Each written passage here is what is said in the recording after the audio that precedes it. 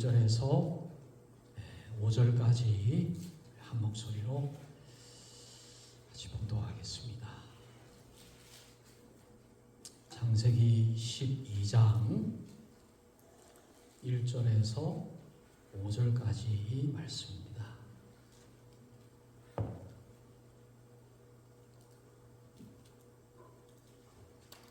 자, 우리 다 같이 봉독하겠습니다. 시작. 여호와께서 아브라함에게 이르시되 너는 너의 고향과 친척과 아버지의 집을 떠나 내가 내게 보여줄 땅으로 가라. 내가 너로 큰 민족을 이루고 내게 복을 주어 내 이름을 창대하게 하리니 너는 복이 될지라. 너를 축복하는 자에게는 내가 복을 내리고 너를 저주하는 자에게는 내가 저주하리니 땅의 모든 족속이 너로 말미암아 복을 얻을 것이라 하신지라. 이에 아브라함이 여호와의 말씀을 따라갔고 롯도 그와 함께 갔으며 아브라함이 하란을 떠날 때에 75세였더라. 아브라함이 그의 아내 사레와 조카 롯과 하란에서 모은 모든 소유와 얻은 사람들을 이끌고 가나안 땅으로 가려고 떠나서 마침내 가나안 땅에 들어갔더라. 아멘. 우리가 사는 이 세상에서 참 우리가 좋아하는 단어를 뽑는다면 여러 가지가 있겠지만 저는 이 복이라고 하는 말로 표현하고 싶습니다. 모든 사람들이 좋아하는 단어, 모든 사람들은 복을 받기를 원합니다. 복을 싫어하는 사람들이 아무도 없습니다. 다 복을 받기를 원하고 또 그 복을 받기 위해서 애를 쓰죠. 어떤 대가도 지불하려고 합니다. 예수를 믿지 않는 사람들은 그 복을 원해서 용하다는 무당에게도 찾아갑니다. 그리고 그 무당이 써주는 값비싼 부적을 받아가지고 와서 자신의 자리에, 가정에, 곳곳에 그 부적을 붙여서 복받기를 바라죠. 토정비결을 보기도 하고 운세를 보기도 하고 또 절에 가서 3000배를 하기도 합니다. 복이 뭘까? 복이 돈일까? 라고 해서 돈을 벌어보기 위해서 애를 쓰죠. 때로는 건강을 잃어버릴 정도로 노력합니다. 또 어떤 사람들은 뭐니 해도 오복 중에 하나인 건강이 최고다 그래가지고 좋은 음식, 좋은 거, 보약을 먹기도 하고 또 운동을 하기도 하고 애를 써 보기도 하는 것입니다. 세상의 명예와 세상의 권력과 세상의 자랑이 복인가 해서 평생 그것을 얻으려고 노력합니다. 그러나 결국 그러한 것들이 나에게 근본적인 복이 될 수 없다라는 사실을 알게 되고 후회하는 그런 삶을 살아가는 사람들이 있겠죠. 오늘 우리가 사는 이 세상은 복을 받기를 원하지만은 진정한 복이 무엇인가를 알지 못하기 때문에 알지 못하는 복을 구한다는 것은 모순이죠. 알지 못하면서 어떻게 복을 찾을 수가 있겠습니까? 우리 그리스도인들은 복 있는 존재입니다. 진정한 복의 의미를 아는 자가 그리스도인이다라고 말할 수가 있습니다. 그러나 우리 그리스도인들 중에서도 세상 속에 살아가기 때문에 세상 사람들과 함께 어울려서 살기 때문에 세상의 여러 가지 영향을 받잖아요. 그러므로 세상의 복에 취해서 살아가는 그리스도인들도 꽤 많이 있습니다. 그러니까 본질적으로 세상의 복과 전혀 다를 바 없는 복의 가치를 가지고 살아가는 세상의 복을 추구하고 살아가는 그리스도인들이 꽤 많이 있는 것입니다. 오늘 우리가 이 진정한 복의 의미를 이 시간 좀 살펴보기를 원합니다. 우리가 이 복에 대해서 잘 알기 위해서는 복이라고 하는 단어에 반대되는 단어인 저주라고 하는 단어를 우리가 알아야 할 필요가 있습니다. 이 복과 저주는 너무나 다른 말이죠. 극과 극입니다. 그러나 이 복과 저주는 너무 가까운 곳에 있어요. 동전의 양면과도 같은 것입니다. 복 아니면 저주기 때문에 그래요. 복과 저주 사이에 어떤 시간 또 어떤 공간 중간지대는 존재할 수가 없습니다. 복 아니면 저주인 것이죠. 여러분, 우리는 복된 존재로 창조가 되었습니다. 하나님은 우리를 창조하시고 보기에 너무 좋았다 이렇게 보실 정도로 우리는 복덩어리였어요. 여러분, 어린아이가 태어나면 할머니 할아버지가 그 아이를 붙들고 아이고 복덩어리 그렇게 얘기하죠. 그 어린아이가 돈이 있어서가 아니고 뭐 지혜가 있어서가 아니죠. 이 할아버지에게 있어서 이 손자 손녀의 존재 그 자체가 복인 것입니다. 우리가 창조되었을 때에 하나님은 우리를 보시고 아이고 복덩어리야, 아이고 복이구나 그렇게 기뻐하셨다라고 성경은 말씀하고 있습니다. 그렇게 복된 존재였던 우리가 결국에는 죄가 마음속에 들어와가지고는 저주 아래 놓여지게 되었다는 거예요. 복 있는 존재가 복 없는 존재일 뿐만이 아니라 저주 아래 있는 저주의 존재로 바뀌게 되었다라는 것이 참 심각한 문제가 아닐 수가 없습니다. 그러니까 모든 사람들은 복된 존재로 태어났지만은 결국에 죄로 말미암아 저주 아래 놓여서 태어나게 되었다는 것이죠. 에베소서 2장 3절 말씀해 보면 전에는 우리도 다 그 가운데서 우리 육체의 욕심을 따라 지내며 육체와 마음에 원하는 것을 하여 다른 이들과 같이 본질상 진노의 자녀였다. 우리는 저주 아래 있는 저주의 자녀요. 또 죄 아래 있는 죄의 결과의 진노, 하나님의 진노 아래 있는 진노의 자녀였다라고 말씀하는 것은 정말 우리는 저주 아래 놓여서 저주의 영향력 속에서 살아갈 수밖에 없는 그런 존재가 되었다라는 것이죠. 갈라디아서 3장 10절 말씀에 동일하게 말씀하고 있습니다. 무릇 율법 행위에 속한 자들은 저주 아래 있나니 기록된 바 누구든지 율법책에 기록된 대로 모든 일을 항상 행하지 않는 자는 저주 아래 있는 자라 하였습니다.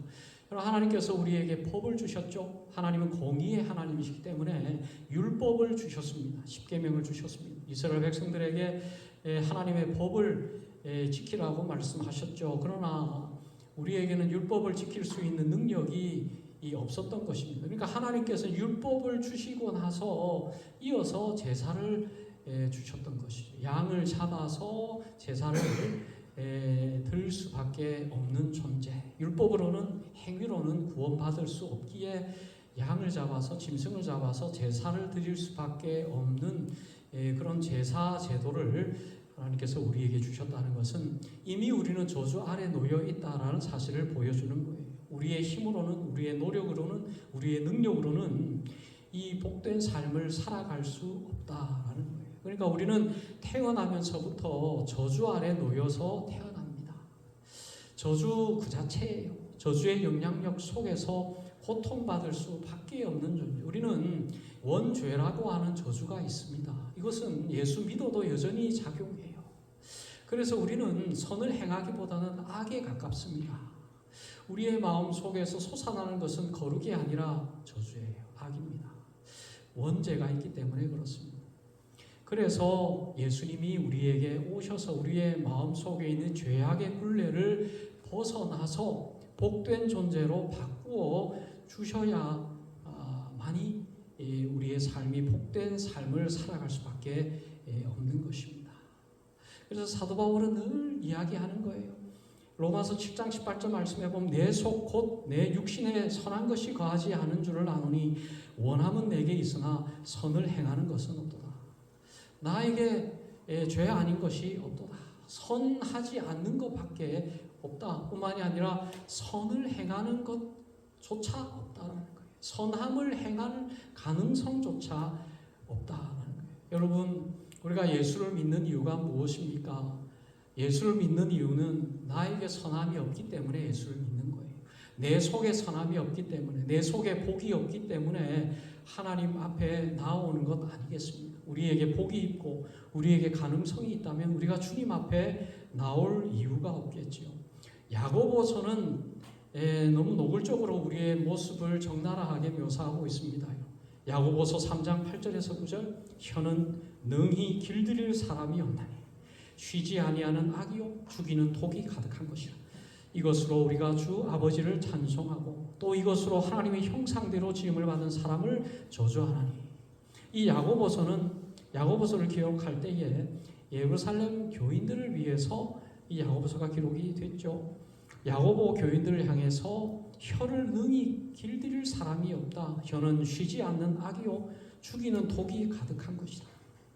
어떻게 하나님을 찬양하고 하나님을 찬송하고 하나님을 예배하는 그 혀가 어쩌면 하나님의 형상으로 태어난 그 사람에게 저주를 퍼부을 수 있느냐. 그것이 바로 야고보가 예루살렘 교회 교인들을 향해서 말씀하고 있는 거예요. 그러니까 우리가 예수를 믿고 교회에 나왔지만 하나님의 백성이 되었지만 여전히 우리는 우리의 혀를 길들일 능력이 없는 거예요. 우리의 혀에는 악이 가득하고 죽이는 독이 가득하다. 그랬습니다. 우리의 혀를 길들이지 않으면, 우리의 혀를 제어하지 않으면, 우리의 입에 파수꾼을 세우지 않으면 우리의 혀에서 나오는 것은 악이요 죽이는 독, 그것이 가득한 것입니다. 그러니까 정말 우리가 저주 아래에 있음을 꼭 기억해야 됩니다. 여러분, 우리는 이제 저주 아래에 살아가지만 저주 아래에 있는 우리에게 최고의 복은 바로 저주로부터 벗어나는 것입니다. 저주에서 복으로 옮겨지는 거예요. 많은 사람들이 저주 아래 고통 가운데 살아가고 있습니다. 저주 그 자체의 삶을 살아가고 있는 거예요. 그런데 더 비참한 것은 자신이 저주 아래 놓여 있다는 것을 몰라요.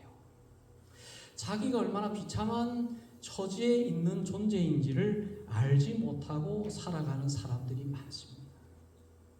자신을 저주하고 나는 왜 이럴까? 난 왜 이렇게 태어났을까? 난 왜 이렇게 좋은 대학을 가지 못했을까? 나는 왜 이렇게 돈이 없을까? 나 왜 이렇게 집이 없을까? 난 왜 이렇게 미련할까? 나 왜 이렇게 성격이 안 좋까? 나 왜 이렇게 잘생기지 않았을까? 자신의 삶을 저주하고 자신의 삶을 만족하지 못하는 사람들이 얼마나 우리 주변에 많이 있습니까? 그래서 결국에는 자신의 삶을 저주하고 자신의 삶을 포기하는 사람들이 얼마나 많이 있는지 몰라요. 자녀들을 저주하고 자녀들의 삶을 축복하지 못하고 자녀들의 인생을 저주하는 부모들이 많습니다. 너 그렇게 해가지고 되겠냐? 너 그렇게 갖고는 안 된다. 앞길이 보인다 하면서 자녀들을 저주하는 부모들이 얼마나 많이 있습니까? 이웃을 저주하는 사람들은 너무나 많아요. 이웃이 안 되기를 바라요. 이웃이 뭐 잘 되면 뭐 견딜 수가 없습니다. 배가 아파요. 남이 안 되기를 바라요. 심지어는 남이 지옥을 가기를 원하는 사람들도 있습니다. 저주 아래 놓여 있고 저주로 충만한 삶을 살아가는 사람들이 굉장히 많아요. 저주를 묵상해요. 내가 누구를 미워할까? 내가 누구를 저주할까를 묵상해요. 저주를 묵상하고 결국 저주를 선포하며 살아가요. 저주와 함께 비참한 인생을 살아가는 많은 사람들이 있습니다. 여러분, 아브라함이 그랬어요. 여러분, 아브라함의 직업이 갈대아 우르에서 우상을 만드는 가정이었습니다. 그 당시 아브라함의 가정은 하나님을 몰랐어요. 우상을 만들어서 우상 섬기는 사람들에게 그 우상을 팔았던 집안입니다. 그러니까 어떻게 보면 우상을 섬기는 사람들을 위해서 그 사람들을 섬기는 저주의 삶을 살아가는 가정이었고 사람이었다라고 말할 수가 있습니다. 저주 아래 놓였던 사람이에요. 여러분, 하나님께서 아브라함을 선택하신 이유가 뭐예요? 아브라함이 믿음이 있었겠지. 아브라함은 정직했겠지. 아브라함은 능력이 있었겠지. 무언가 다른 무엇이 있었기 때문에 아브라함을 하나님께서 택하셔서 열국의 아비로 택하지 않았냐. 그렇게 우리는 생각한다면 그것은 오산입니다. 철저하게 우상을 만드는 우상으로 가득한 저주의 삶을 살았던 인물이 아브라함이에요. 그랬던 아브라함에게 하나님이라고 하는 신이 찾아오셨습니다. 아브라함에게 찾아오셔서 약속하시는 거예요. 너를 통해서 큰 민족을 이루고 너에게 복을 주어 내 이름을 창대하게 하리니 너는 복이 될지라. 이름 모를 신이 와서 하나님, 여호와 하나님이라고 하는 신이 와서 아브라함에게 위대한 약속을 하시는 거예요. 이 아브라함은 그동안 우상을 깎아 만들면서 그 우상이 갈대우르 사람들에게 주었던 것을 너무나 잘 알고 있습니다. 무엇을 주었습니까? 이생의 축복이겠죠. 잘 먹고 잘 살고 편안하고 건강하고 이런 보이는 것들을 이루어주는 그 우상이었겠죠. 그러나 아브라함은 하나님이라고 하는 위대한 신을 만나게 되었습니다. 그동안 자신이 깎아서 만들었던 그 신이 줄 수 없는 놀라운 약속을 아브라함이 경험하고 결국에 하나님 앞에 순종의 삶을 살아가게 되었다는 거예요. 여러분, 우리가 꼭 기억해야 할 것이 있습니다. 첫째로 복은 하나님께 속한 것임을 우리는 알아야 됩니다. 복이라고 하는 것은 하나님께서 주시는 것이라는 거예요. 그러나 여러분, 우리 인간은 보이지 않는 것에 대해서 과소평가합니다. 보이지 않는 것은 존재하지 않는다라고 생각하는 경향이 있어요. 그러므로 하나님은 눈에 보이지 않잖아요. 보이지 않기 때문에 하나님이 계시지 않다라고 착각할 때가 많이 있습니다. 우리 그리스도인들조차도. 여러분, 그러나 하나님께서는 우리 눈에 보이지 않지만 여전히 하나님은 존재하고 계시는 분이세요. 그래서 하나님이 계신다라고 보이지는 않지만 하나님이 계신다라고 전제하는 것이 바로 믿음이라는 거예요. 보이지 않는 그 하나님이 계신다라고 생각하는 그것이 믿음이라는 거예요. 그러므로 복은 하나님께서 주시는 것입니다. 모든 선한 것, 모든 좋은 것은 저절로 우리에게 주어지는 것은 하나도 없습니다. 왜 그러냐면 하나님께서 창조하지 않은 그 어떤 것도 존재할 수 없기 때문에 그렇습니다. 모든 것은 다 하나님께서 창조하신 거예요. 그래서 창세기 1장 1절 말씀은 태초에 하나님이 천지를 창조하시니라.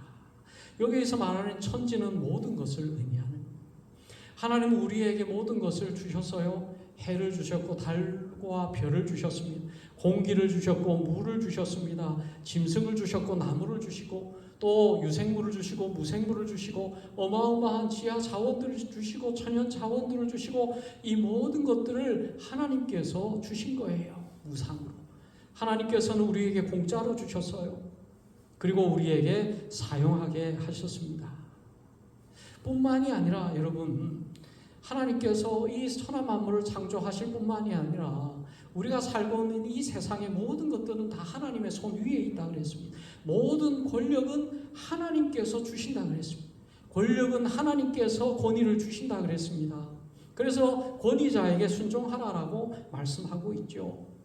이 세상의 모든 경제와 자본과 사회와 정치가 움직이고 돌아가지만은 사람이 만든 것으로 생각해요. 자본, 경제, 주식, 이 모든 것들은 사람이 만든 것이다라고 생각하죠. 사람이 움직인다라고 생각하지만 여러분, 어떻게 사람이 이 경제를 알아서 여러분 그렇게 이 경제의 흐름을 정확히 알아서 그 경제에서 이득을 얻겠어요?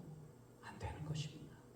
보니까 사람이 만든 건데 사람의 영역이 아니라는 걸 발견하는 거예요. 주식이 그래요. 자본이 그래요. 경제가 그래요. 사람이 만들었지만 사람이 어떻게 할 수 없다라는 걸 보는 것입니다. 왜 그렇습니까? 하나님께서 만지시는 거예요. 하나님께서 역사하시는 것입니다. 정치와 경제와 모든 자본과 사회와 국가와 이 모든 것이 사람이 하는 것 같지만 아니에요. 하나님이 붙들고 계시는 것입니다. 그렇지 않습니까? 뿐만이 아니라 하나님께서는 보이는 것을 다 주시는 하나님이시지만은 보이지 않는 것 또한 하나님께서 우리에게 주시는 하나님이라는 더 중요한 거예요.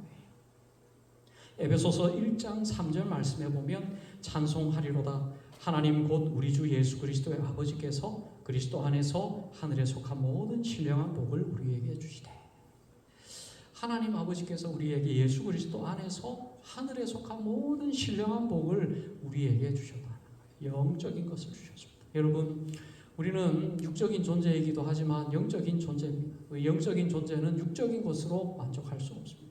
눈에 보이는 것으로, 물질적인 것으로, 내 손에 잡히는 것으로 만족할 수가 없어요. 돈이 아무리 많아도 만족이 안 되죠.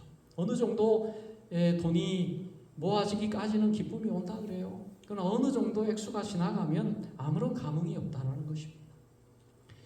여러분, 우리는 영적인 존재이기 때문에 보이는 것으로는 절대 만족할 수가 없습니다.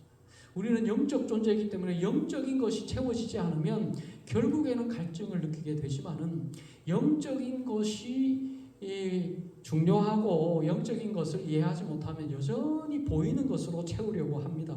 그러다가 가지는 결론이 뭐예요? 그냥 만족하자. 그냥 만족해 살자. 모든 것 그냥 내려놓자. 내려놓음. 만족하자. 자족하자. 그렇게 살아가는 거예요. 포기하고 살아가는 것입니다.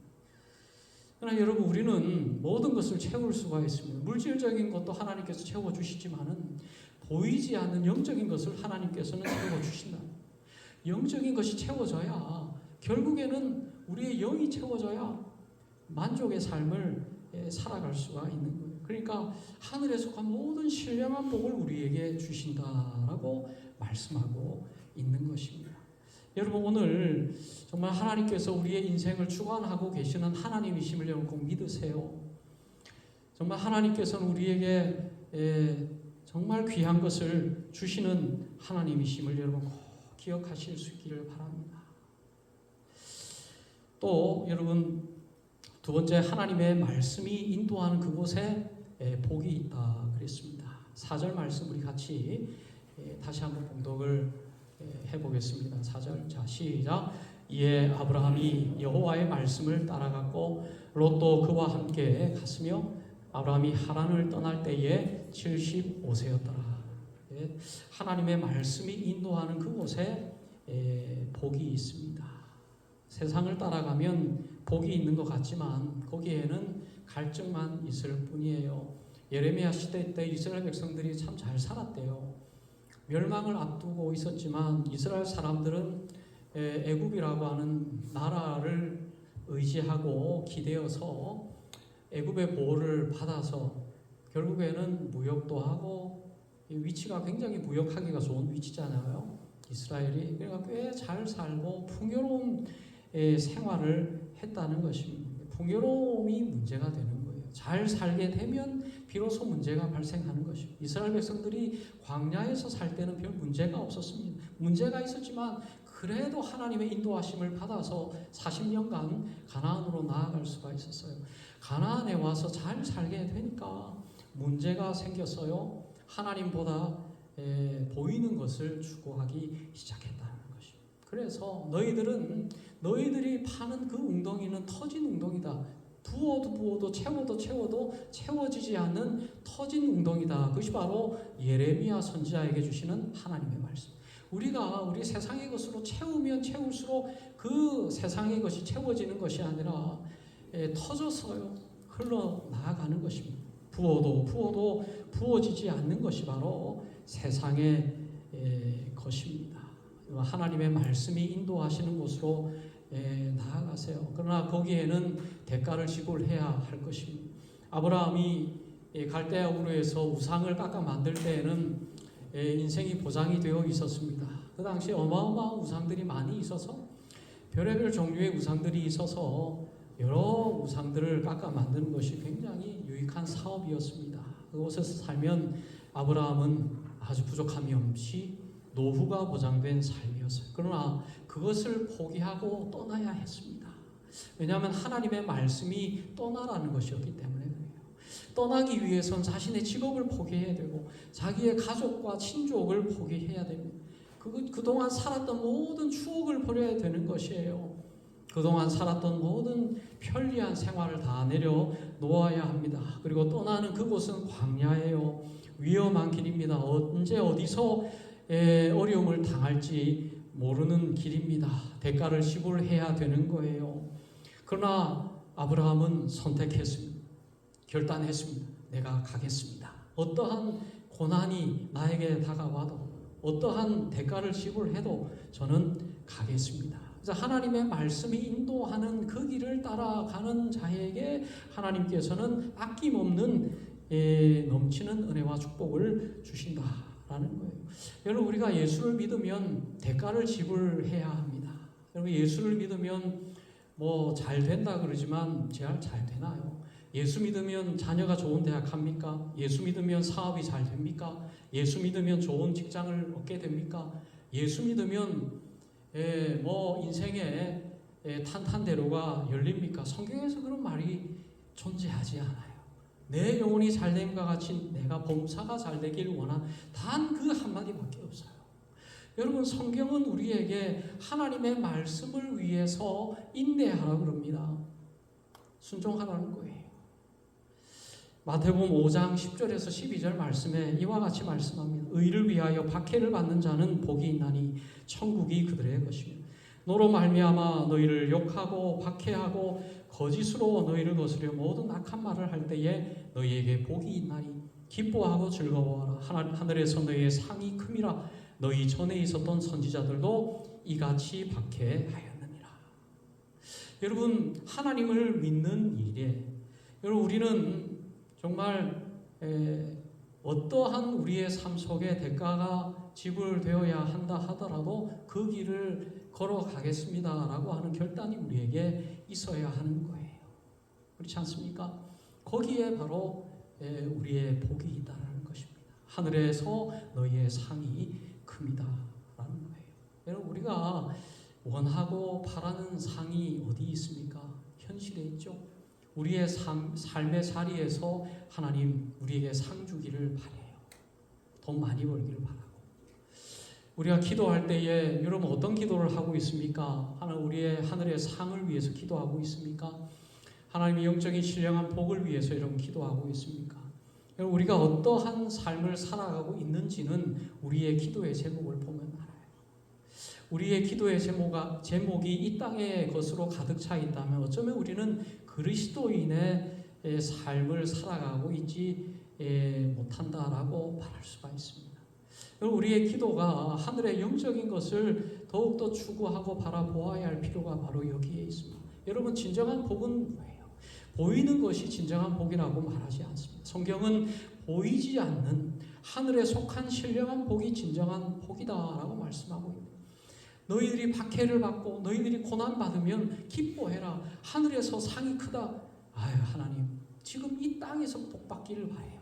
하늘의 상, 보이지 않는 하늘의 상 크게 바라지 않습니다. 기대하지 않습니다. 이 땅에서 결판 내주세요. 이 땅에서 돈 많이 벌게 해주시고 이 땅에서 그냥 떵떵거리고 한번 보란듯이 한번 살게 해주세요. 그렇게 생각하는 그리스도인들이 얼마나 많이 있는지 몰라요.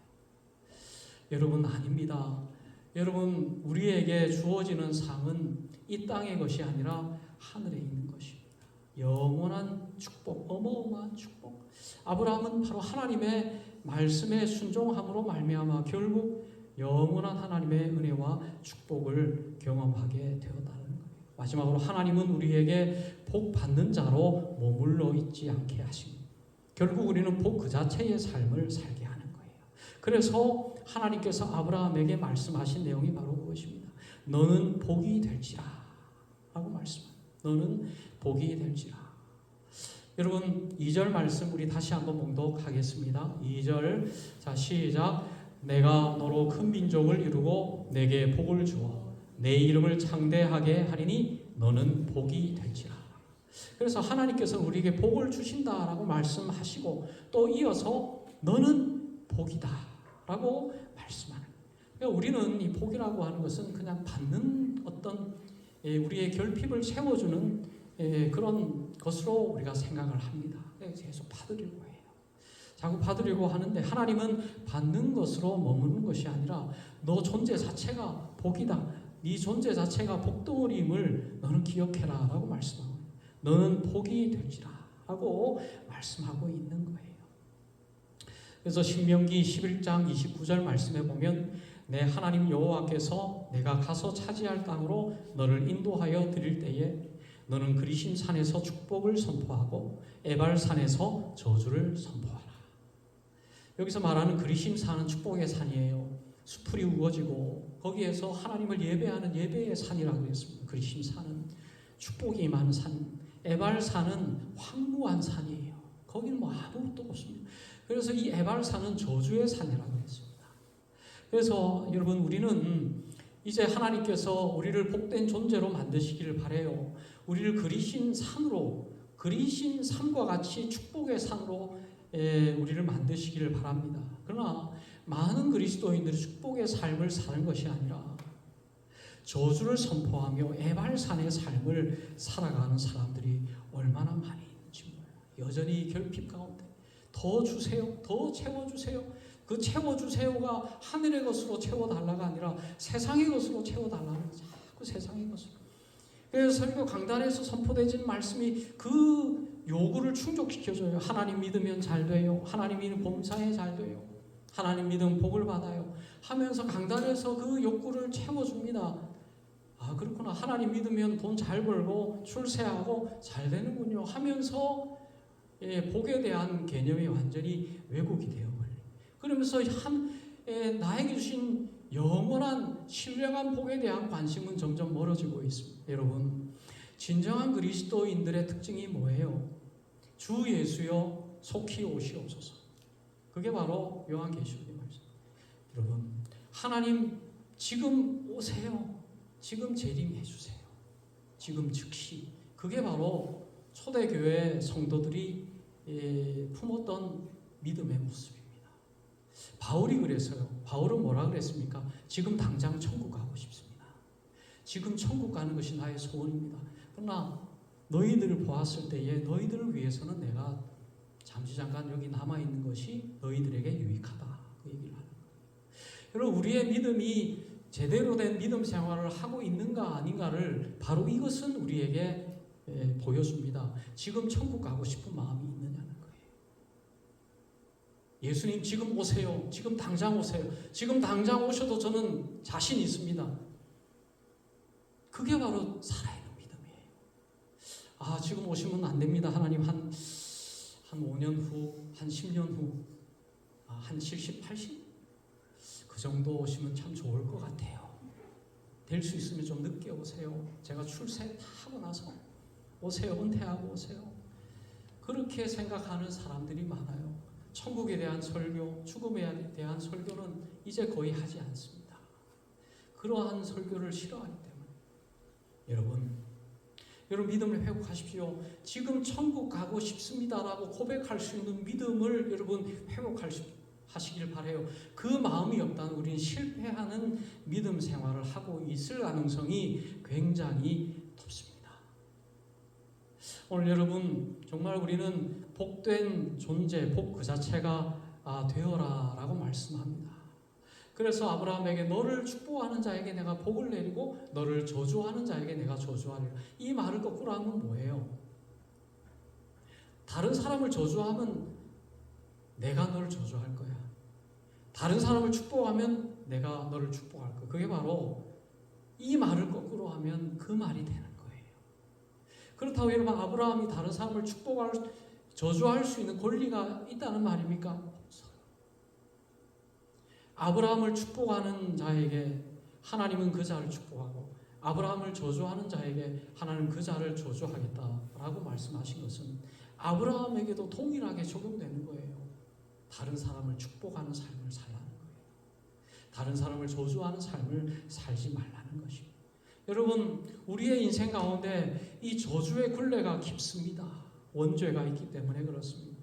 우리의 입속에서 우리의 혀에서 다른 사람을 칭찬하는 말보다 다른 사람을 비난하는 말이 우선돼요.